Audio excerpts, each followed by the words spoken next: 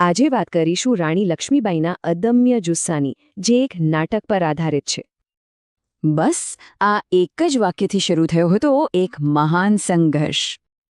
વાતની શરૂઆત થાય છે એક બ્રિટિશ ફરમાનથી, જે રાણીના હાથમાં આવે છે.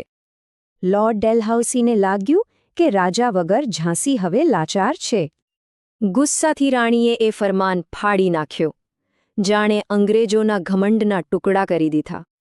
એમણે કહ્યું કે આ ઝાંસીની માટીએ જ મને ઓળખ આપી છે, રાણી બનાવી છે. હવે બ્રિટિશ સેના કિલ્લાને ઘેરી ચૂકી હતી. રાણી યુદ્ધ માટે તૈયાર હતા. તેમણે સેનાને કહ્યું, આ સફેદ વર્દીમાં વરુ છે, જે આપણી આઝાદી છીનવવા આવ્યા છે.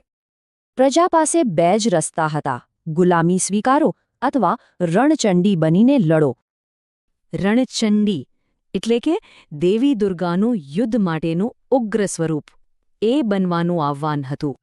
મરાઠાઓ માટે, માતૃભૂમિ માટે મૃત્યુ એ અંત નથી, પણ અમરતાનું દ્વાર છે. અને પછી ગુંજી ઉઠ્યો યુદ્ધનાદ, હર હર મહાદેવ. વાર્તાના અંતમાં રાણી ઘાયલ છે, દુશ્મનોથી ઘેરાયેલા છે, પણ જુસ્સો અડગ છે. શરીર ભલે સાથ છોડી રહ્યું હતું, પણ સંકલ્પ અડીખમ હતો. અંતિમ શ્વાસ લેતા પણ એમને પોતાના પુત્ર દામોદરની ચિંતા હતી, એના ન્યાયની. પોતાનો પુત્ર, પતિ અને આખું જીવન, બધું જ ભારત માતાને સમર્પિત કરી દીધું. એમનું બલિદાન એક અંત નહીં, પણ એક ચિનગારી હતી, લાખો દિલોમાં ક્રાંતિની આગ લગાવવા માટે.